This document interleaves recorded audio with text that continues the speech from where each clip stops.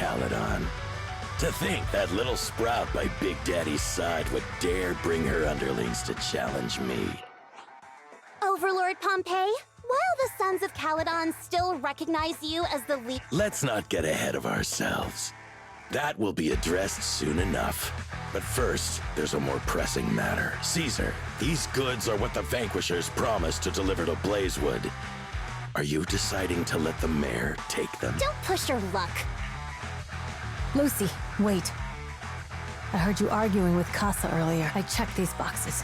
They really are food and medicine. They weren't lying, no matter where they came from. These are things the town needs, but... Casa, if you're in a bad spot, why didn't you ask us for help? We've known each other for years. Caesar, I was actually planning to ask you for help, but then you came in all excited, telling me you qualified for the Tour d'Inferno and asked if you could stay in Blazewood for a while. The Sons of Caledon have helped Blazewood so much over the years. Repay? Selling us out to the Vanquishers is your idea of repaying us? Selling you out? Wait, Lucy, I've never betrayed you.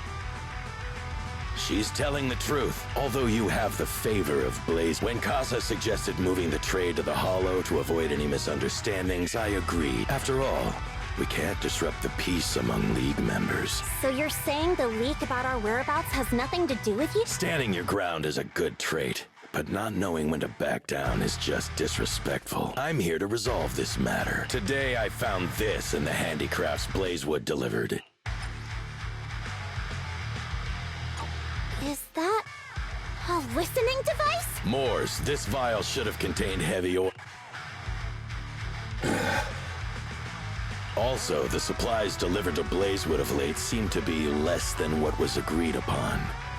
Do you know anything about this? Boss, Pompeii, Moors, I didn't bring you along for the Tour d'Inferno just for you to play dirty tricks.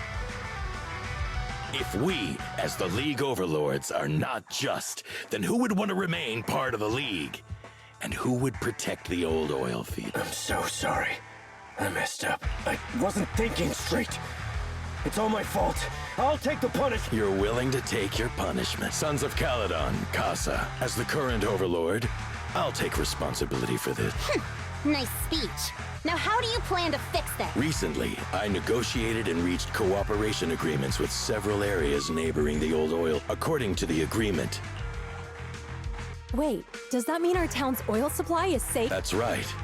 Within 3 months, the supply should be restored. Also, several regions have agreed to share the roads, opening up at least 5 new freight routes for the old oil field. Sons of Caledon. In the next 6 months, I plan to have you manage 3 of these routes.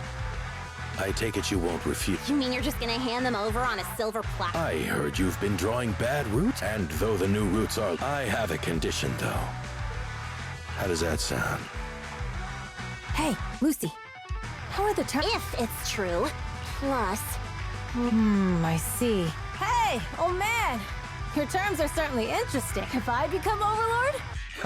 You can certainly talk the talk. I'll take that as a yes. All right, I agree. Caesar, here's a letter of commitment I wrote myself.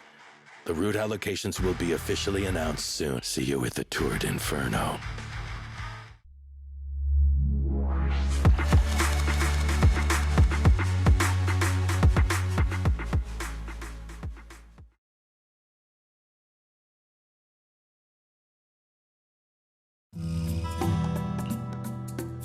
So, it turns out, Moores bugged the handicraft sent to Blazewood for processing, and was listening in on our conversations. Yes, and once the goods were processed and shipped out, they could discreetly retrieve the listening device.